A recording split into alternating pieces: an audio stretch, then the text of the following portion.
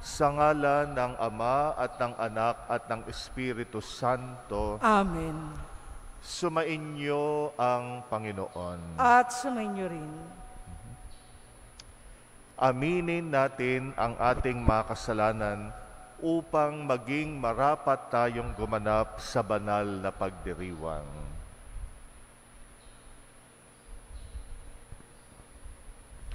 Sinugong tagapagpagaling sa mga nagsisisi, Panginoon, kaawaan mo kami. Panginoon, kaawaan mo kami.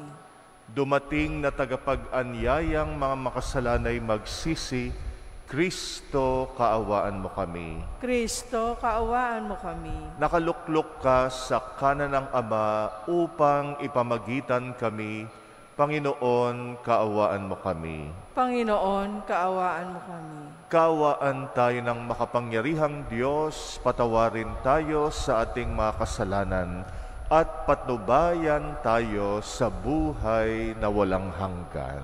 Amen. Manalangin tayo.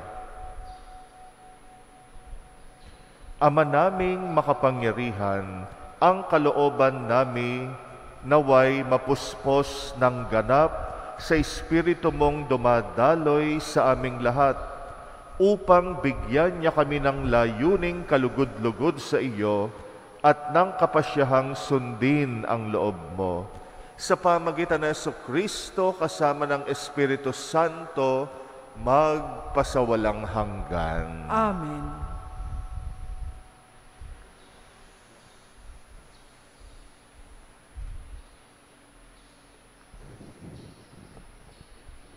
Pagbasa mula sa mga gawa ng mga apostol.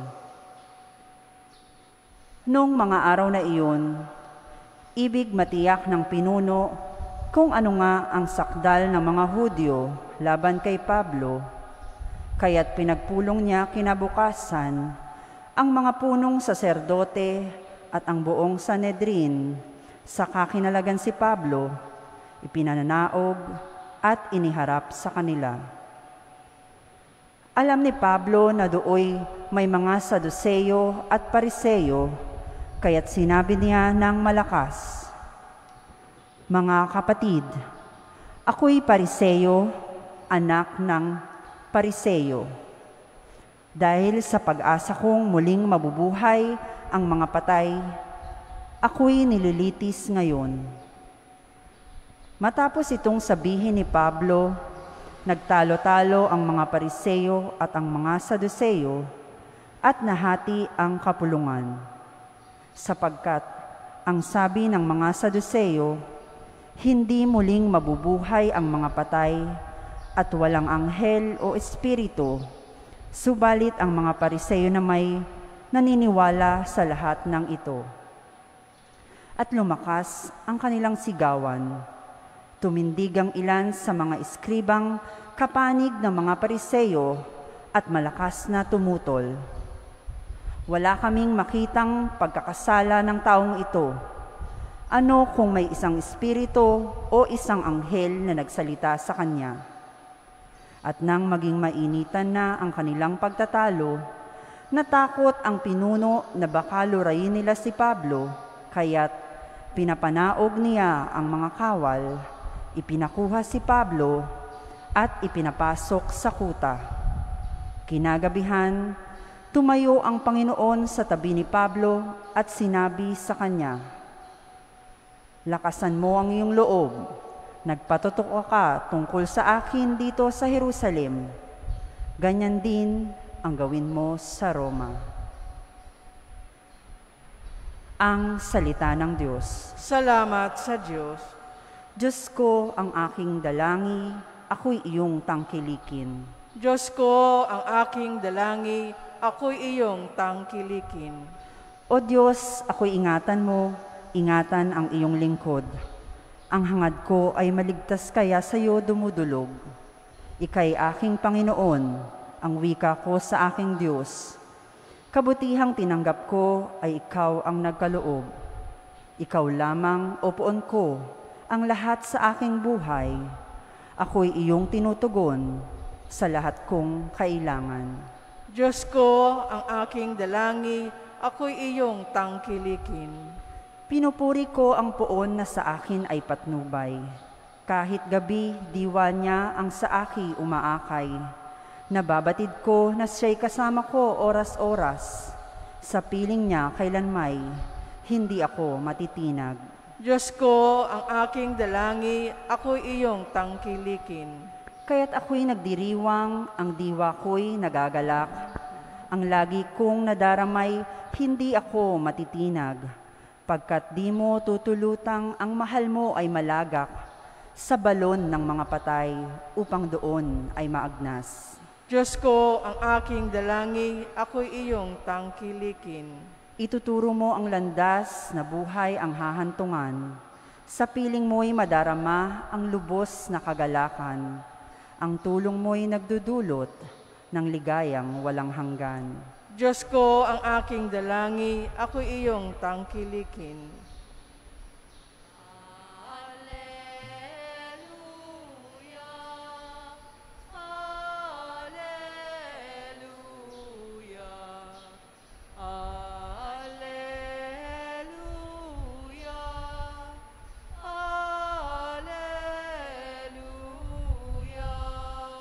Tayo pong lahat naway magkaisa kay Kristo at sa Diyos Ama ng tanay sumampalataya.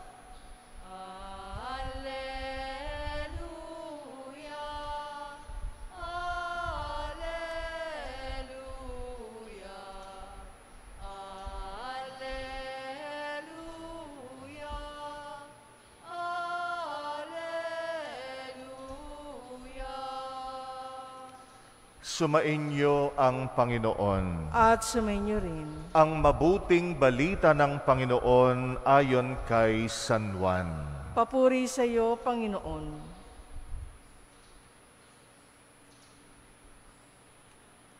Noong panahong iyon, tumingala si Jesus at nanalangin.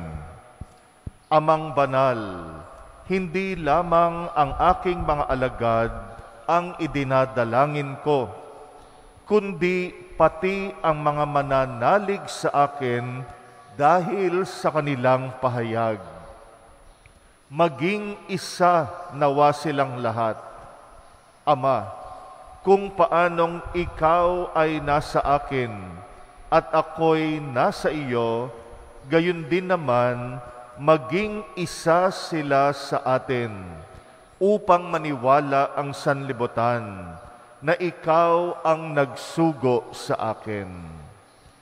Ang karangalang ibinigay mo sa akin ay ibinigay ko sa kanila upang sila'y ganap na maging isa, gaya nating iisa. Ako'y nasa kanila at ikaw ay nasa akin, upang lubusan silang maging isa. At sa gayon, makikilala ng sanlibutan na sinugo mo ako, at sila'y iniibig mo, katulad ng pag-ibig mo sa akin. Ama, nais kong makasama sa aking kinaroroonan ang mga ibinigay mo sa akin, upang mamasdan nila ang karangalang bigay mo sa akin, sapagkat inibig mo na ako bago pa nilikha ang sanlibutan. Makatarungang Ama, hindi ka nakikilala ng sanlibutan, ngunit nakikilala kita, at nalalaman ng mga ibinigay mo sa akin na ikaw ang nagsugo sa akin. Ipinakilala kita sa kanila at ipinakikilala pa, upang ang pag-ibig mo sa akin ay sumapuso nila at ako na may sumakanila. Ang mabuting balita ng Panginoon. Pinupuri ka namin, Panginoong Hesukristo. Patuloy nating pinagninilayan ang panalangin ni Jesus sa Ama. Itong mga nakaraang araw, ito ang laman ng ating ebanghelyo. At ang ebanghelyo natin ngayon, pagpapatuloy ng panalangin ni Jesus sa Ama. At sa pananalangin niya sa Ama, ginagampanan niya yung kanyang pagiging dakilang pare. At sa Ebanghelyo natin ngayon, ang panalangin ni Jesus para sa mga alagad niya at magiging mga alagad pa ay yung magkaisa silang lahat, magkaisa tayo. Pero alam natin, ang pinakamalaking iskandalo ng mga Kristiyano, lalo na sa kasalukuyang panahon, magkakahiwalay tayo. Tayo ay hati-hati. Yan ang pinakamalaking iskandalo nating mga Kristiyano. Dumami na ng dumami ang mga sekta at mga relihiyong Kristiyano. Hindi tayo naging isa. Kaya yung panalangin ni Jesus ay hindi nasasalamin sa ating mga Kristiyano. Kaya nga, pinakamalaking iskandalo. Palatandaan pa naman na tayo'y mga alagad ng Panginoon, yung pagkakaisa natin. Bagamat yung pagkakaisa ay bigay ng Diyos, grasya ng Diyos, pero pinagtatrabahuan din natin yan. Kaya nga yung kung tayo'y magkakaisa, ito ay bunga rin ng ating pagsisikap na magkaisa. Sa kasaysayan ng Kristyanismo, nagkahati-hati tayo dahil sa iba't ibang mga kadahilanan. Isa na dyan yung politika, yung pagmamataas. Isa rin, siyempre, yung ating pagiging makasalanan at iba pang mga kadahilanan. Tayo ang naging dahilan din bakit tayo hati-hati. Gayunpaman, alam natin, hindi pa huli ang lahat. Pwede pa rin tayong magkaisa bilang mga Kristiyano. Kaya naman, sa panahon natin ngayon, ay nagsisikap ang iba't ibang relihiyon at sekta ng Kristyanismo na mag-usap, magkaroon ng dialogo. At yan ang nangyayari ngayon. Lalo na yung mga leaders ng iba't ibang mga Kristiyanong relihiyon, binibigyang pagkakataon yung dialogo. Kaya siguro narinig na natin yung ecumenism. Ito ay isang pagkilos sa simbahan na mag-usap-usap ang iba't ibang mga relihiyong Kristiyano para hanapin saan tayo pwedeng magkaisa. Binibigyan diin nito yung pagkakapare-pareho natin. Kasi lahat naman tayo kay Kristo nananampalataya. Yan ang pinakamalaking common denominator natin. Nagsisikap tayong mag-usap sa hangad na balang araw, tuluyan tayong magkaisa. Hindi madali, parang imposible, pero alam natin, Diyos mismo ang gagawa ng paraan para tayong lahat ay magkaisa. Gawin lang natin yung papel natin. Ang papel natin, matuto tayong magpakumbaba, matuto tayong makipag-usap, makipag-dialogo, matuto tayong magpatawad sa mga nakaraang pagkakasala natin sa isa't isa. Hayaan natin yung pag-ibig at kapayapaan pa rin ang mamayani. Kaya nga, ang mga simbahan ngayon, iba't ibang mga simbahan nag-uusap at nananalig tayo na yung Espiritu Santong sumasa atin ay dadalhin tayo sa kaganapan ng pagkakaisa. Matupad yung dasal ni Jesus na lahat tayo ay magkaisa. Magsimula rin tayo sa sarili natin. Minsan tayo mismo hati-hati. Yung mga grupo-grupo sa simbahan, nagkokompetensya, nagpapatalbugan, nag-iinggitan.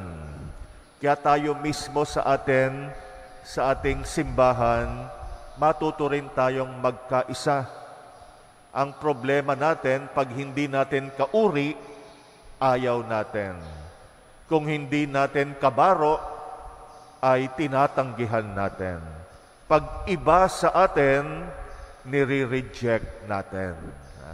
Kaya nga tayo mismo sa ating simbahan, minsan kahit sa ating parokya, ay hati-hati tayo. Kaya para tayo ay maging instrumento ng pagkakaisa sa buong mundo, magsimula muna tayo. Sabi nga sa sarili nating bakod, sa sarili nating bakuran. Tayo mismo sa parokya, bagamat iba't iba ang ating mga kakayanan, iba't iba yung ating apostolado, pero magkaisa tayo, meron tayong common denominator. No, iwasan natin yung magkompetensya. Iwasan natin na talbugan natin yung grupo na yan. Mas magaling tayo. Pag ganyan ang ugali natin, wala talaga. Tayo ay mahahati. Lagi nating isipin, bagamat tayo'y iba-ibang grupo, pero isang kawan tayo ng Diyos.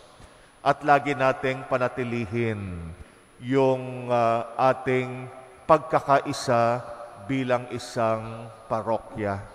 Makipagdialogo, makipag-usap, at lalo na makipagtulungan. Huwag kanya-kanya. Yan ang pinakamalaking kasalanan natin, yung kanya-kanya, kami-kami. Kami lang, huwag tayong magpapasok ng iba. Pagka ganyan ang ugali natin, ay nanganganib yung pagkakaisa. Tandaan natin, ang palatandaan na tayo'y alagad ni Kristo, yung pagkakaisa. Hanggat wala tayong pagkakaisa, ay hindi natin nasasalamin ang tunay na diwa ng pagiging alagad ni Kristo. Kami namang mga pare, ang trabaho namin ay bigyan ng harmony yung iba't ibang ministries at grupo sa simbahan. Yan naman ang papel namin. Para kaming conductor ng orkestra. Diba sa orkestra, iba-ibang mga instrumento, pero yung conductor, siya yung daan para lahat ng iba't ibang mga instrumento maging isang magandang musika. Ganyan ang papel namin. Kaya pagdasal nyo rin kami na kaming mga pare ay maging instrumento ng pagkakaisa. Wala kaming kinikilingan na isang grupo lang. Hindi kami exclusive sa ilang mga tao lamang. Bilang pare, ang aming pangarap at layunin, pag-isahin ang lahat sa parokya. Kaya tulong-tulong tayo, magsimula tayo sa sarili nating bakuran, itong panalangin ni Jesus na pagkakaisa, bagamat ito'y hinihiling natin sa Diyos, pagkaisahin tayo, pero magtrabaho rin tayo. Kailangan ng ating partisipasyon. Huwag tayong maging daan para magkahati-hati. Maging daan tayo ng pagkakasundo, pag-uusap, at pagkakaisa.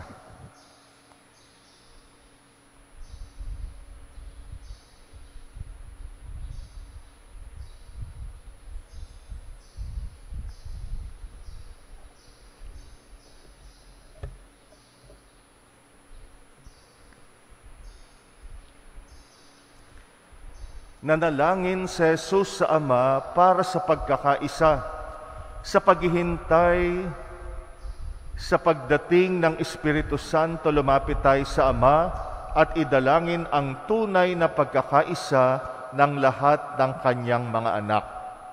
Ating itugon, Ama ng lahat, pag-isahin mo kami. Ama ng lahat, pag-isahin mo kami. Ang lahat ng kasapi ng simbahan naway magkaisa sa puso at isip, kasama ng ating Santo Papa at ng ating mga obispo. Manalangin tayo sa Panginoon. Ama ng lahat, pag-isahin mo kami. Ang mundo naway sumampalataya kay Kristo, bunga ng nagkakaisang halimbawa ng mga Kristiyano. Manalangin tayo sa Panginoon. Ama ng lahat, pag-isahin mo kami. Ang lahat ng bininyagan kay Kristo, naway magkatipon sa iisang simbahan. Manalangin tayo sa Panginoon. Ama ng lahat, pag-isahin mo kami. Ang bawat mag-anak, naway mabuklod sa iisang pananampalataya at pag-ibig. Manalangin tayo sa Panginoon. Ama ng lahat, pag-isahin mo kami. Ang mga yumao, naway tawagin sa ganap na pakikipagkaisa sa Diyos, magpakailanman. Manalangin tayo sa Panginoon. Ama ng lahat, pag-isahin mo kami. Tahimik nating idalangin ang ating mga personal na kahilingan. Muli nating alalahanin ang mga kapatid nating pinangakuan natin na ipagdarasal natin sila. At ipagdasal natin ang mga kapatid nating nagpapamisa sa ating pagdiriwang ngayon.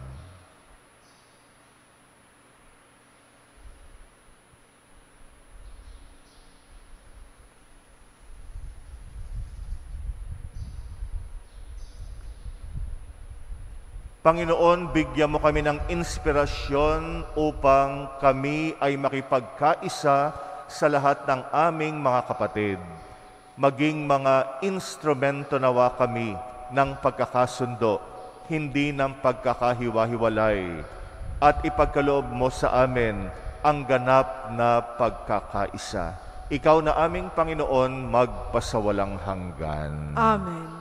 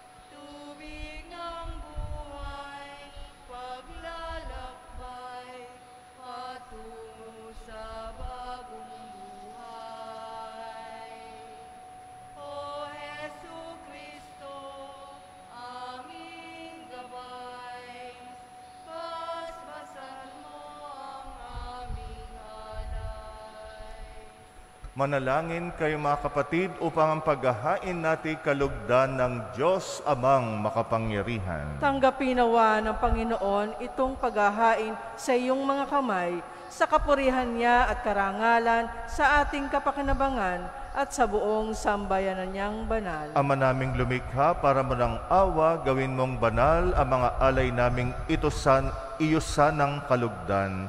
At kami gawin mong haing sa iyo'y laging nakalaan sa pamagitan ng Jesucristo kasama ng Espiritu Santo magpasawalang hanggan. Amen. Sumainyo ang Panginoon. At sumainyo rin. Itaas sa Diyos ang inyong puso at diwa. Itinaas na namin sa Panginoon. Pasalamatan natin ang Panginoong ating Diyos. Marapat na siya ay pasalamatan. Ama naming makapangyarihan, tunay ngang marapat na ikay aming pasalamatan sa pamagitan ng Jesucristong aming Panginoon.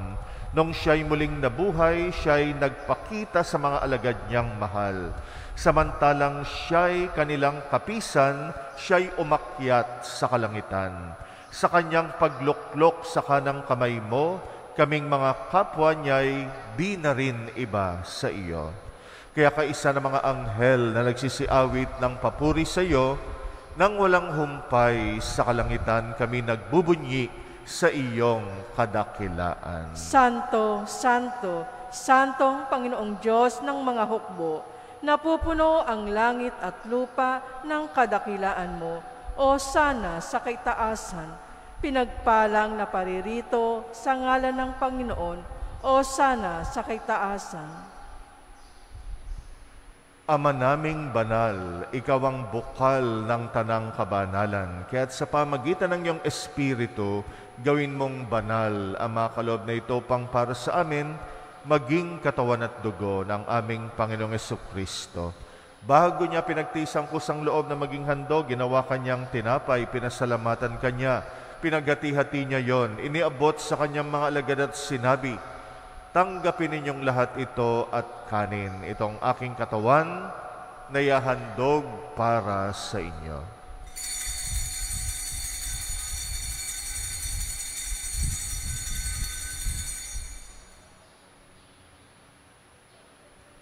Gayun din naman nung matapos ang hapunan, hinawakan niya ang kalis. Muli kanyang pinasalamatan, iniabot niyang kalis sa kanyang mga alagad at sinabi, tanggapin ninyong lahat ito at inumin. Ito ang kalis ng aking dugo, ng bagot walang hanggang tipan.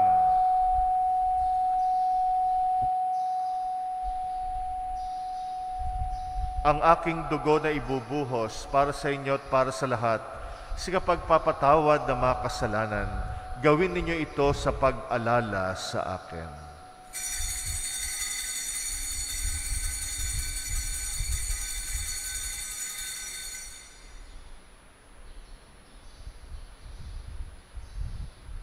Ang misteryo ng pananampalataya. Si Kristo ay gunitain, sarili ay inihain, bilang pagkait inuming pinagsasaluhan natin hanggang sa siya'y dumating. Ama, ginagawa namin ngayon ang pag-alala sa pagkamatay at muling pagkabuhay ng iyong anak. Kaya't inaalay namin sa iyong tinapay na nagbibigay buhay at ang kalis na nagkakaloob ng kaligtasan. Kami nagpapasalamat dahil kami yung minarapat tumayo sa harap mo para maglingkod sa iyo.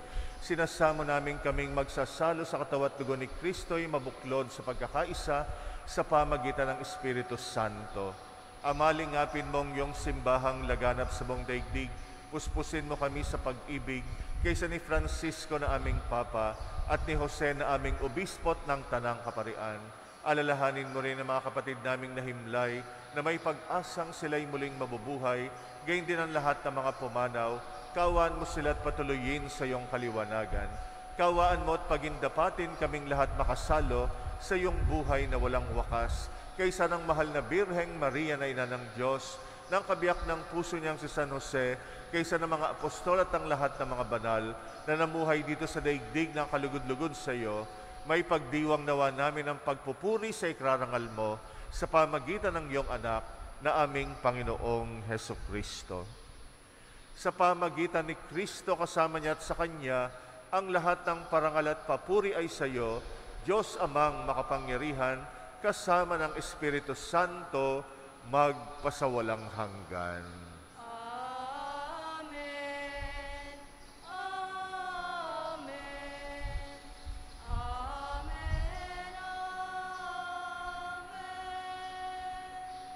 Manalangin tayo sa ating Ama sa Langit, alinsunod sa turo sa atin ng Panginoong Hesus. Ama namin, sumasalangit ka, sambahin ang ngalan mo,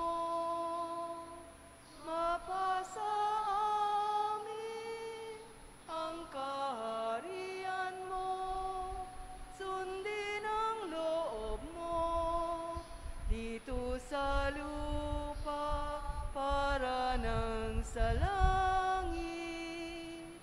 Bigyan mo kami ngayon ng aming kakanin sa araw-araw at patawarin mo kami sa aming mga sala para ng pagpapatawad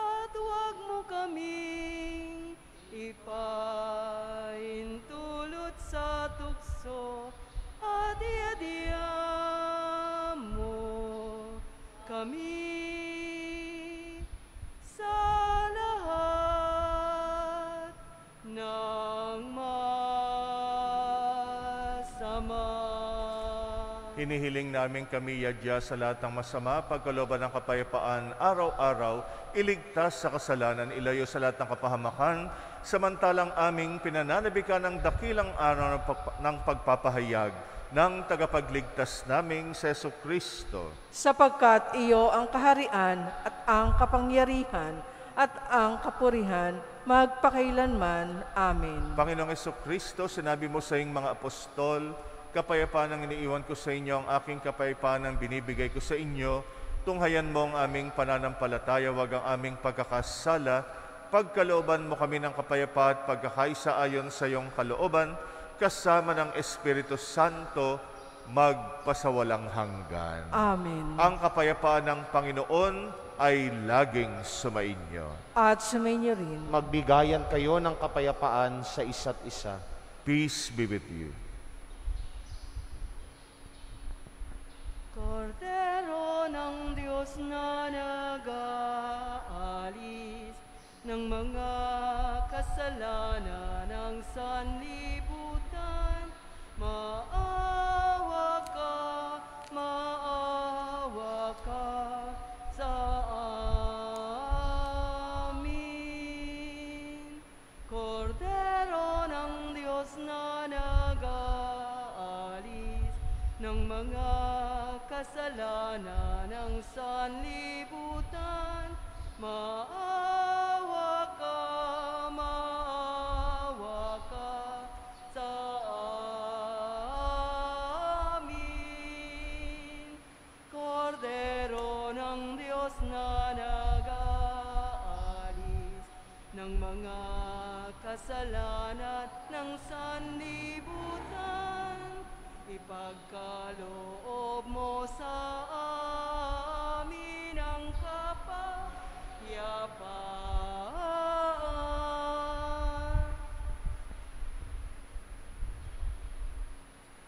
Narito ang kordero ng Diyos na nag-aalis ng mga kasalanan ng sanlibutan. Mapalad ang mga inaanyayahan sa kanyang piging. Panginoon, hindi ako karapat-dapat na magpatuloy sa iyo, ngunit sa isang salita mo lamang ay gagaling na ako.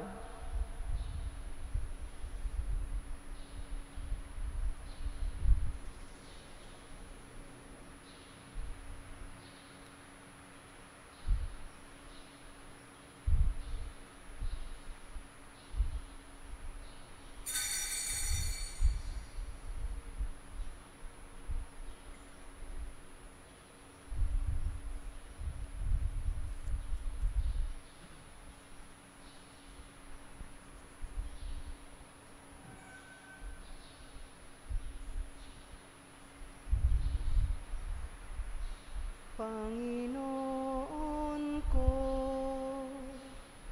hanap-hanap ka ng puso, tinig mo'y isang awit, paghilom. Ang baling ng aking diwa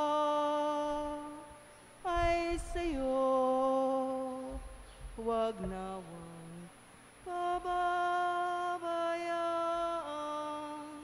masiphayo.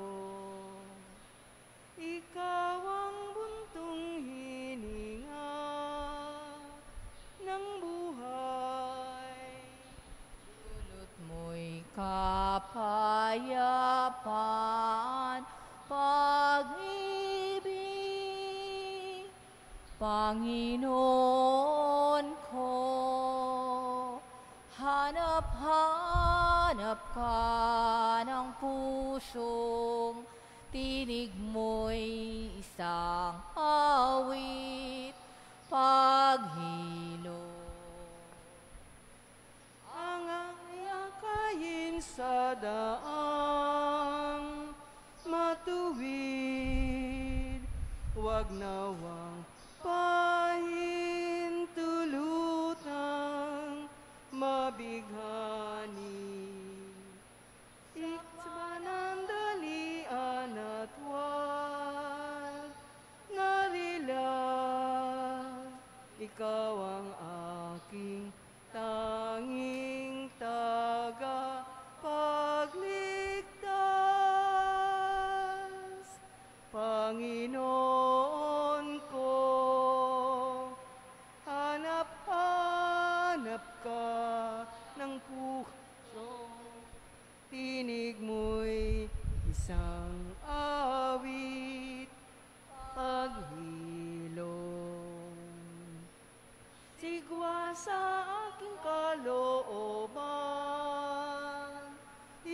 masdan, pahupain ang bugso ng kalungkutan. Yakapin ang buong higpit, iyong anak, nang mayakap din ang bayan mong ibig. Panginoon ko, hanap-hanap ka ng puso, tinig mo'y isang awit, paghilom.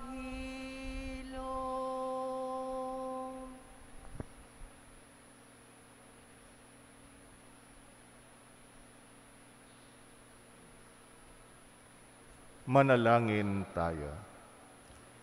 Ama naming mapagmahal, sa aming ginanap na paikinabang, matutuhan nawa namin at mapagsaluan ang iyong aral at dulot na kaligtasan upang kami marapating magkamit ng iyong bigay sa pamagitan ng Jesucristo kasama ng Espiritu Santo magpasawalang hanggan. Amen. Sumainyo ang Panginoon. At sumainyo rin. At pagpalain kayo ng makapangyarihang Diyos, Ama at Anak at Espiritu Santo. Amen. Tapos na ang misa, humayo kayong taglay ang kapayapaan ni Kristo. Salamat sa Diyos.